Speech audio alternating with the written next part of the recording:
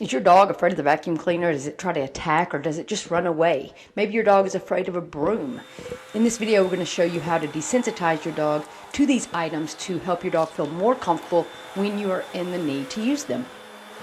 You need a couple of things first before you start the training process. One, you need to make sure you have a good verbal marker. You want to make sure that your dog understands what good boy or good girl means. So if you've not conditioned a verbal marker, make sure you do that. It's very important because your timing using the verbal marker is going to be critical.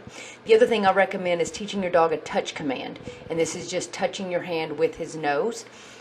Prefer the nose over the paw. If you've not taught that, you can go back and look at some of our touch videos to help you with that. Those are the two things you really need for sure before you get started. When we talk about rewards, we have to find something that's going to be really rewarding for the dog. So I use a combination of different types of treats. So I'm using really high value food treats, but I'm also using a really high value reward, which is tug for her. So she really loves to tug. So this is something that I will play with of using both. When I start to get good behavior, I'm going to start using the okay rewards, which are the high value treats, but in this situation the high value treats are not as high as the tug. So you'll see how I'm going to switch around as the dog gets better and I'm asking for more and more difficult behavior. I switch to a little bit of a higher reward. Good job. Good touch. You're going to want to start with a simple touch at a decent distance from the scary object. I am giving just simple treats and rewards for this. Hopefully it's going to keep her motivated and worthwhile to be working around something that may be a little more nerve-wracking, a little scary. Ask for the command. Give her a chance to do it. Do not be repeating your command. Yes, you are. Isabella, touch.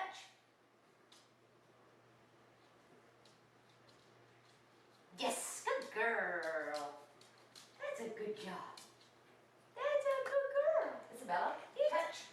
So here I changed positions just to try to make it a little bit easier so I wasn't leaning too far over towards the vacuum. You don't have to change positions. You'll find that I'm sitting in a chair, I'm squatting sometimes, and I kind of change it up. Just look to see what your dog is most comfortable with. We don't necessarily want their behavior to be based on your body position. You just may find that sitting closer may be easier. Totally up to you. When you start to see the dog get a little more nervous and maybe we're asking too quickly or maybe we've asked too much for too long, you're going to start to see some displacement behavior, sniffing something else, going away, doing something else, not being quick to do the behavior that we're asking. And that's when we probably need to take a break and give them a chance to decompress. Who's my good girl? I like to really reward the dog highly for doing the behavior I'm asking for. So even after a reward, I may play or really go overboard on my reward so that I'm really staying relaxed and she's staying relaxed. That's a good job. Yes. Yes. Good job. Good job. Good girl. Who's a good girl?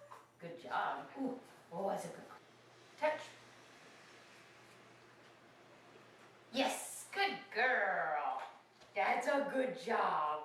That's a good girl. Who's a good puppy? Who's a good girl? So all of that was done on day one.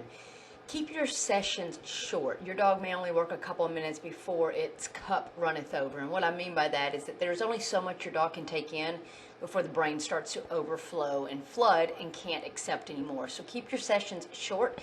Whenever you are taking a break, you can remove the vacuum out of the way, let the dog go outside, decompress by running and playing. You can get into a kind of a fun game if you want. Don't make it too fun because we want to use that to our advantage when the vacuum cleaner is out. So just watch your dog and see how the dog wants to work. Do not sit down and do this for 30 and 45 minutes at one time. You'll get tired, the dog will get tired, and it will end up in a negative association. I always like to leave the dog wanting more. So I try to stop before the dog wants to stop. So the dog really wants to get back and work a little harder. Now this next segment, it's a different day, and she's doing really well. So I start to ask for more behavior. Now here I'm going to be using food rewards for the easy behavior, which is touching my hand, not right on top of the vacuum. So I've got distance there. However, I'm going to start asking her to be touching the vacuum by touching my hand with it. So basically putting my hand against the vacuum and having her touch. This is where she's going to earn a bigger reward. And then we just progress through that to see how quickly I can get her doing it on her own, because the goal is for her to touch it without me asking, just so that she starts to get a little more comfortable with it. So this next segment is a different day, and we're just going to be moving at her pace. Good. Touch. So you can notice that she's not as eager. I'm not asking for too hard of a behavior. Touch. I'm giving her a chance to think about it. She is really focused on wanting to do the tug because she knows the tug is there. And I'd actually tugged with her just a little bit before we started this. Because she's being a little more nervous, I am going to start the tug process first. And then as she gets more comfortable, I'll move to the treats and then making it a little bit harder to earn the tug. Anytime that I am playing the tug, what's really important, and you're not going to see here because I've edited it, I play for a good minute, 30 seconds to a minute. I'm playing with her and I'm making it really fun, and I may throw it again. I'm not just playing 1 or 2 seconds and then going back to work. You've really got to give her a chance to see that it is worth dealing with this vacuum.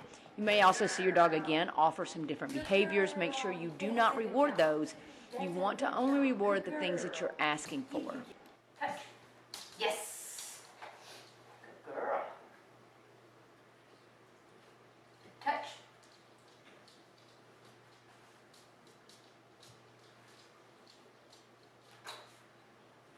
Touch.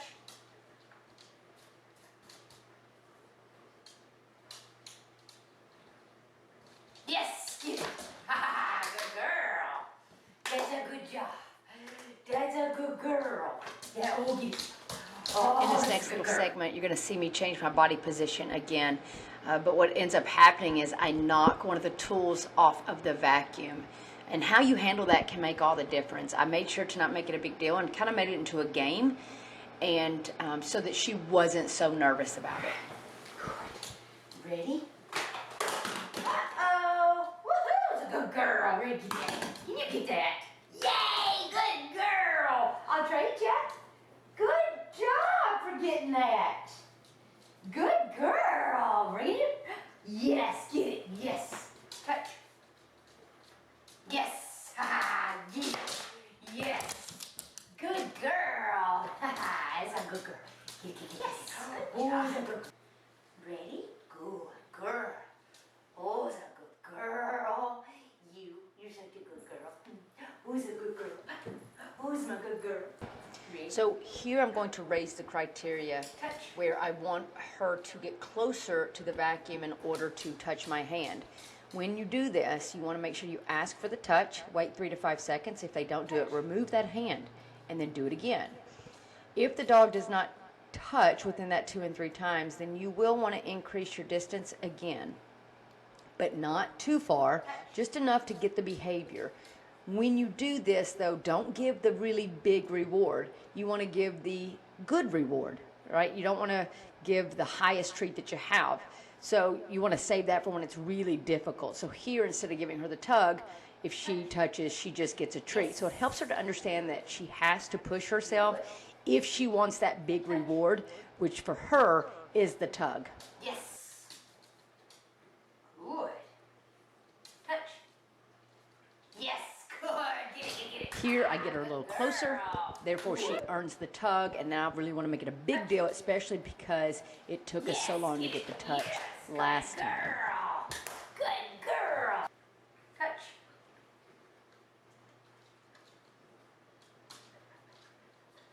Yes. Good girl.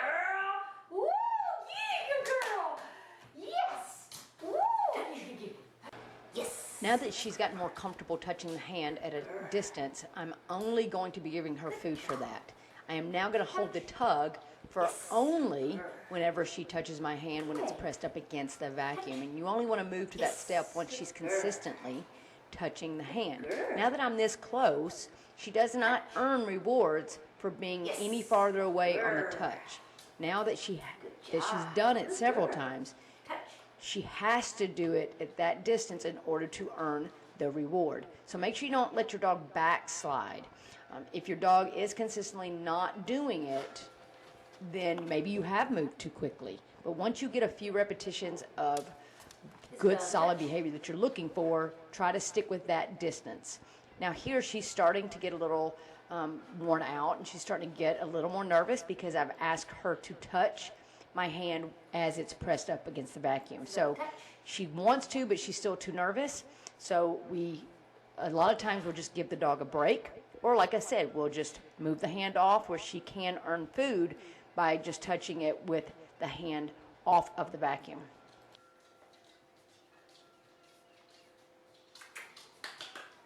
Touch. Yes. Good. Yes. Touch. Yes. Good. Girl. Oh, that was a good job. That was a very good girl. Touch. Yes. Girl, yeah. Good job. Good. Touch. Yes. Good job. Good girl. That's a good girl. That's a good job. Good girl. Yes. Touch. Yes. She was really brave in this one, so we really upped the reward and had a big party. Yes. Good girl. Good. So now I'm going to ask her to touch my hand when it's pressed up against the vacuum, but she's only going to earn the yummy treats. I'm going to want her to be a little more comfortable and confident with the vacuum in order to earn the tug. Now, again, your dog is going to be different on how quickly you can move with this.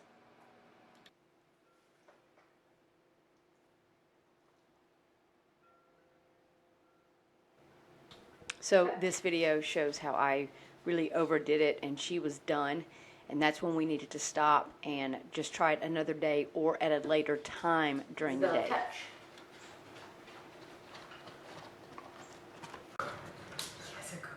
Because she's doing so well, we immediately start with the hand against the vacuum, and that earns the treat. I'm then going to be asking her to touch the vacuum without my hand, and that will earn the tug, which is what she's really looking for. Get it.